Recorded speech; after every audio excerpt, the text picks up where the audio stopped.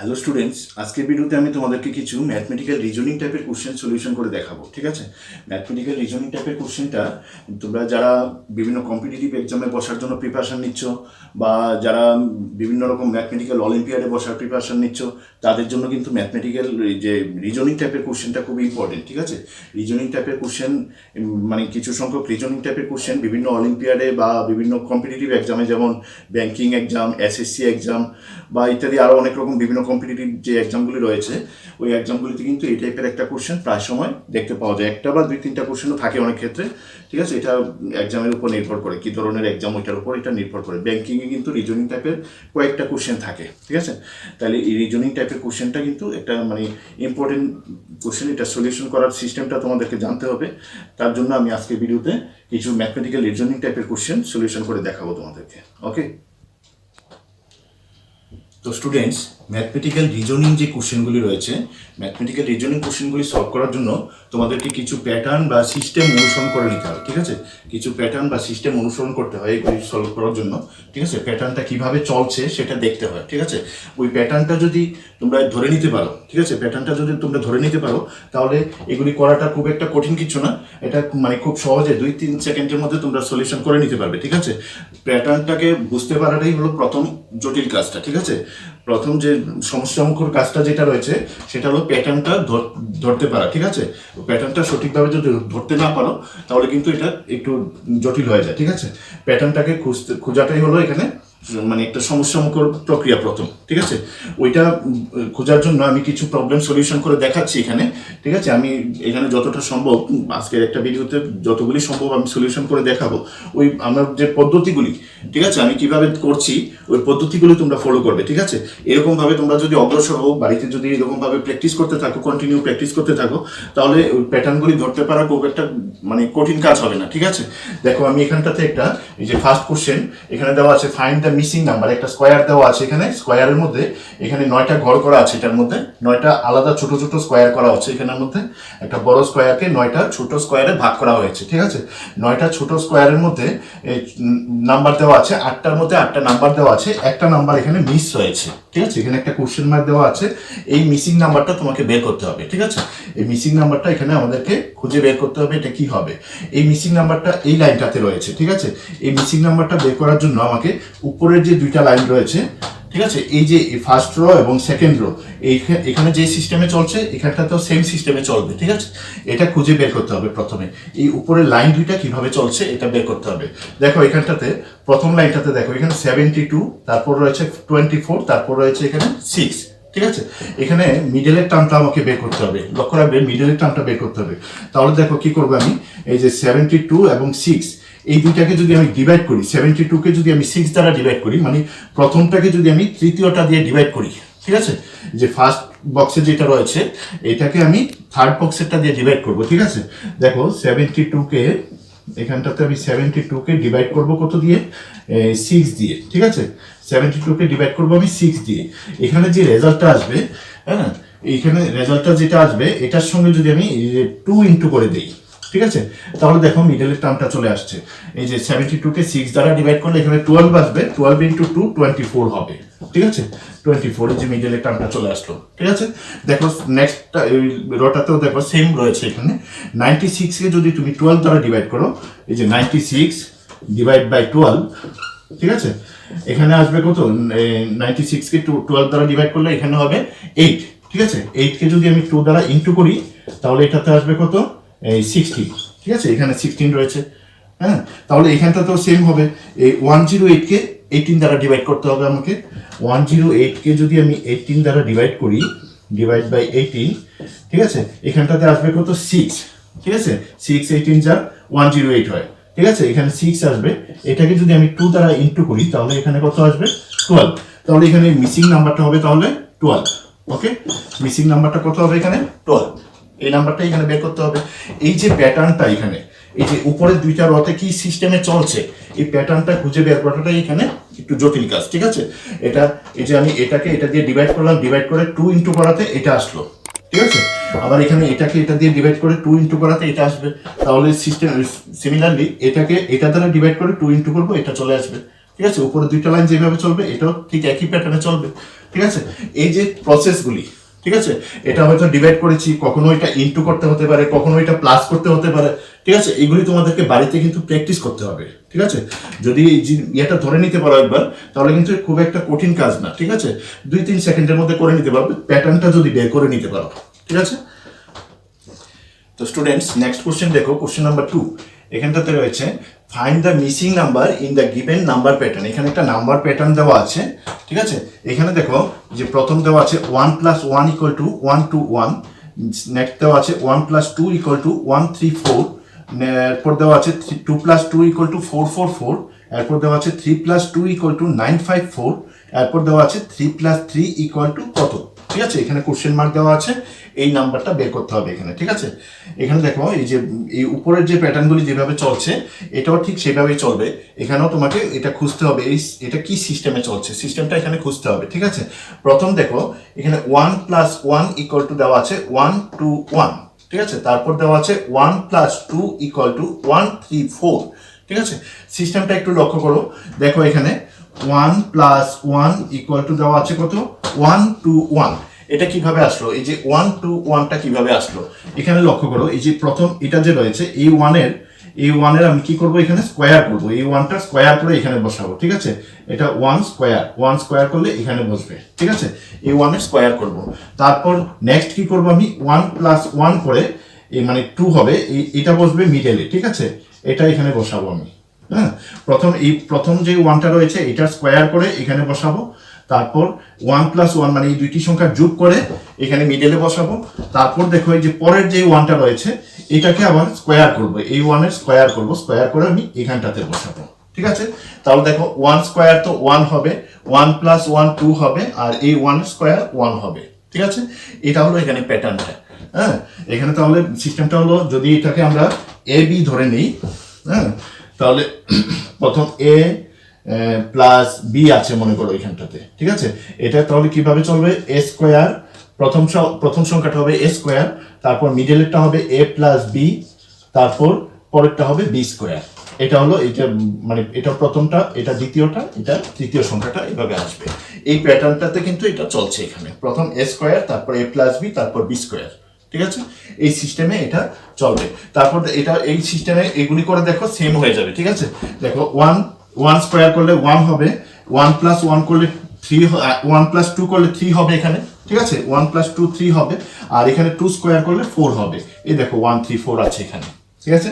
তারপর এখানটাতে 2 + 2, এখানে দেখো 2 স্কোয়ার করলে 4 হবে, আবার 2 + 2 করলে 4 হবে, আবার এই 2 স্কোয়ার করলে 4 হবে, 4 4 4, এই যে দেখো 4 রয়েছে এখানে, ঠিক আছে।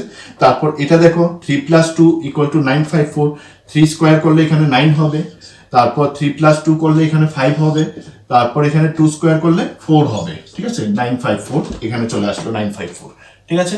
তাহলে এই প্যাটার্নটাতে কিন্তু এটা চলছে, এই প্যাটার্নটা তোমাকে ধরতে হবে, এই সিস্টেমটা ধরতে পারাটাই কিন্তু এখানে একটু টাফ কাজ, ঠিক আছে। এই কাজটা মানে বাড়িতে প্র্যাকটিস না করলে, ঠিক মতো প্র্যাকটিস না করলে এটা ধরা যায় না সহজে, ঠিক আছে। বাড়িতে অভ্যাস করতে হবে, হ্যাঁ। আমি দেখো বিভিন্ন রকমের, আগেরটা করেছি একরকম, এটা আরেক রকম, ঠিক আছে। কিভাবে বিভিন্ন প্রসেসে বিভিন্ন টাইপের কোশ্চেনগুলি কিভাবে অগ্রসর হতে হয় সেগুলি ভালো করে লক্ষ্য করো, ঠিক আছে। তাহলে অবশ্যই বাড়িতে তোমরা নিজেরা করতে পারবে, ঠিক আছে। এরপর তাহলে এখানে আমাদের আনসারটা কি আসবে, দেখো এখানে 3 + 3 দেওয়া আছে, এই সেম প্যাটার্নে যদি যাই, এখানে 3 স্কোয়ার কত হবে, 3 স্কোয়ার করলে 9 হবে, তারপর 3 + 3 এখানে 6 হবে, প্রথমটা স্কোয়ার করে এখানে বসালাম, তারপর এটা প্লাস এটা করে 6 বসালাম এখানে, তারপর আবার এখানে 3 রয়েছে, 3 স্কোয়ার করলে 9 হবে, তাহলে এটাই হবে আমাদের মিসিং নাম্বার। মিসিং নাম্বারটা কত হবে, 969 হবে, ওকে। এখানে মিসিং নাম্বারটা বের করতে বলেছে, মিসিং নাম্বারটা হলো 969। তো স্টুডেন্ট, নেক্সট কোশ্চেন দেখো, কোশ্চেন নাম্বার 3। এখানটাতে কি রয়েছে দেখো, ফাইন্ড দ্য মিসিং নাম্বার। এখানে দেখো একটা সার্কেল দেওয়া আছে, এই সার্কেলের ভেতর আরেকটা এককেন্দ্রীয় আরেকটা বৃত্ত দেওয়া আছে, এখানে দেখো সমকেন্দ্রিক দুইটা বৃত্ত আছে, একটার ভিতর আরেকটা বৃত্ত রয়েছে এখানে, হ্যাঁ। এই বৃত্তগুলিকে এবার দেখো কতগুলি দাগ দ্বারা এখানে কি করা হয়েছে, এখানে ভাগ করা হয়েছে কতগুলি, ঠিক আছে। এখানে দেখো এখানে 5 দেওয়া আছে, এখানে 5 দেওয়া আছে, এখানে 7, এখানে কি দেওয়া আছে 3 8 2 11 8, ঠিক আছে। আবার ভেতরের যে সার্কেলটা রয়েছে এটার মধ্যে দেখো এখানে 0, এখানে 64, এখানে কোশ্চেন মার্ক, মানে এটা বের করতে হবে আমাকে, মিসিং নাম্বার হলো এটা, আর এখানে 36, ঠিক আছে, এরকম দেওয়া আছে। তাহলে আমরা এটা কিভাবে, এই মিসিং নাম্বারটা কিভাবে আনবো এখান থেকে? এখানে দেখো আমাকে লক্ষ্য করতে হবে, এখানে দেখো বড় যে বৃত্তটা রয়েছে, এখানে বড় যে সার্কেলটা রয়েছে, এটাকে দেখো চারটি, এটা দুইটা বেস দ্বারা, যে বৃত্তের দুইটি বেস আঁকা হয়েছে এখানে, এই দুইটি বেস দ্বারা এখানে বৃত্তটাকে সমান চারটি অংশে ভাগ করা হয়েছে। ঠিক আছে, সমান চারটি অংশে ভাগ করা হয়েছে। ওই চারটি অংশের এই যে এই অংশটা একটা অংশ, এটা একটা অংশ, এটা একটা অংশ, এটা একটা অংশ। ঠিক আছে, আমি ধরো এখান থেকে শুরু করতে পারি, আমার তো এটা বের করতে হবে, এটা দেখবো, তারপর এই প্যাটার্নটা দেখবো, তারপর এটা দেখবো, তাহলে এটার মতো এটা হবে।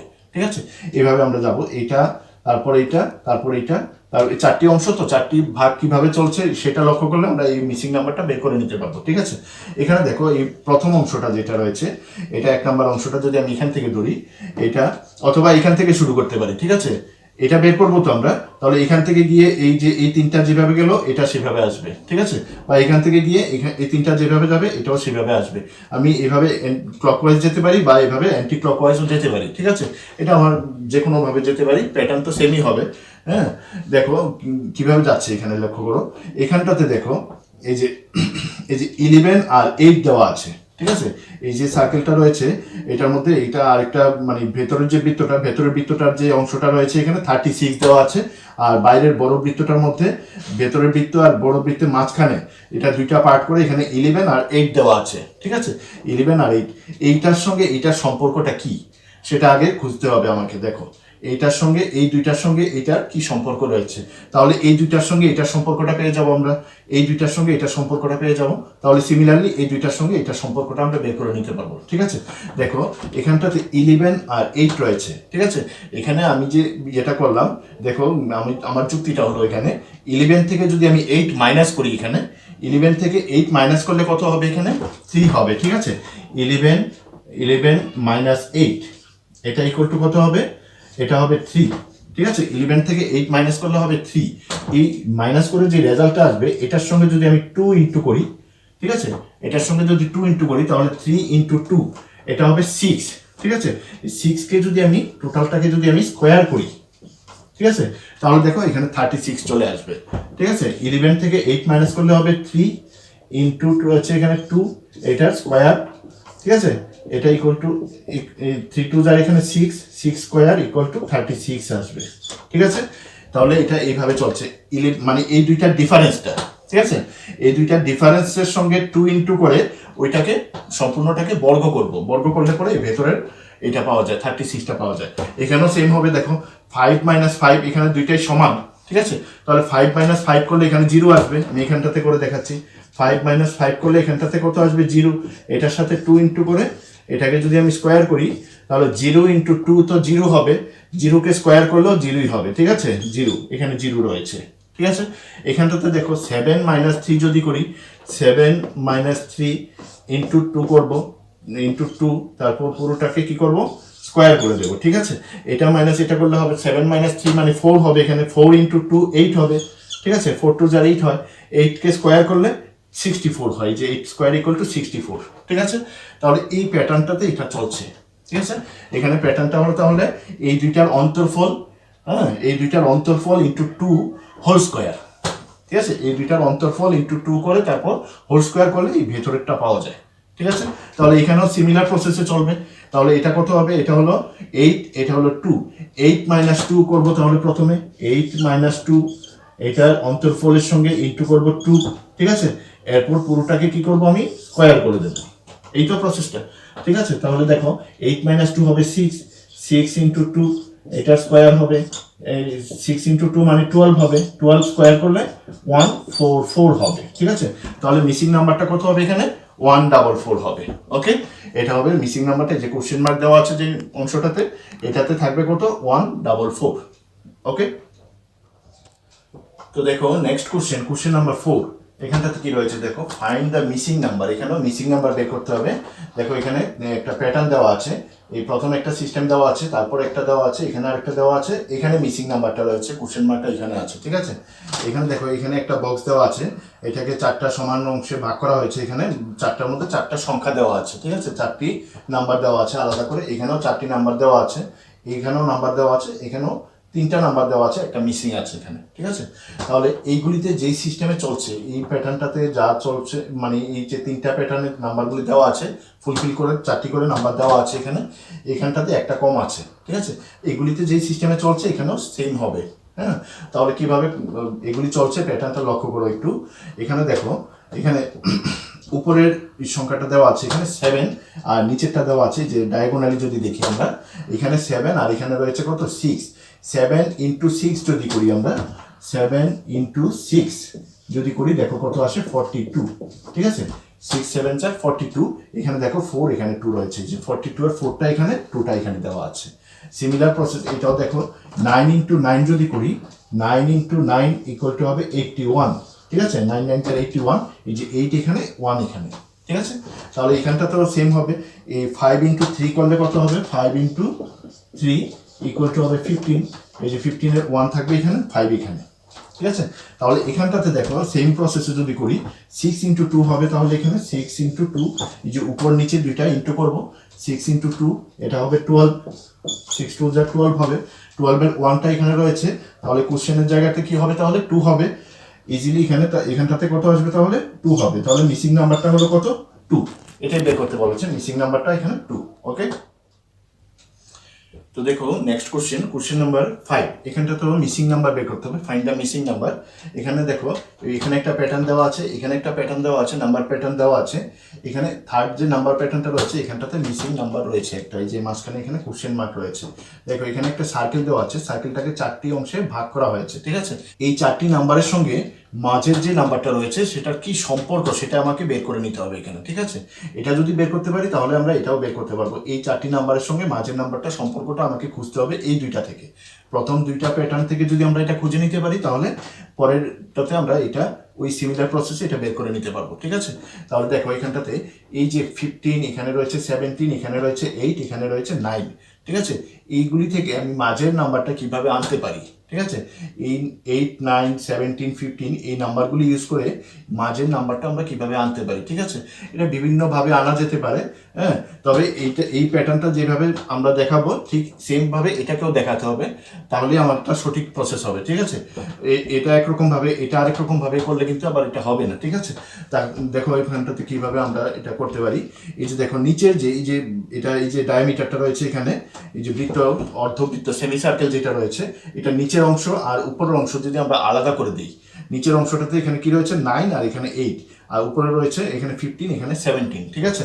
নিচের দুইটা অংশের যে ইয়েটা রয়েছে 9 এবং 8 রয়েছে, এই দুইটাকে যদি আমরা গুণ করে দিই, দেখো 9 ইন্টু 8, ঠিক আছে। 9 ইন্টু 8, এই দুইটাকে আমরা ইন্টু করলাম, ঠিক আছে। 9 এর সাথে 8 মাল্টিপ্লাই করলাম, ঠিক আছে। এটা এই দুইটার প্রোডাক্ট যেটা আসবে, এটার থেকে যদি আমি এই উপরের দুইটা নাম্বারের সামেশনটা, মানে এই দুইটার সমষ্টিটা যদি মাইনাস করে দিই, ঠিক আছে, তাহলে দেখো মিডলের নাম্বারটা চলে আসবে এখানে, 15 প্লাস 17 আসবে, ঠিক আছে।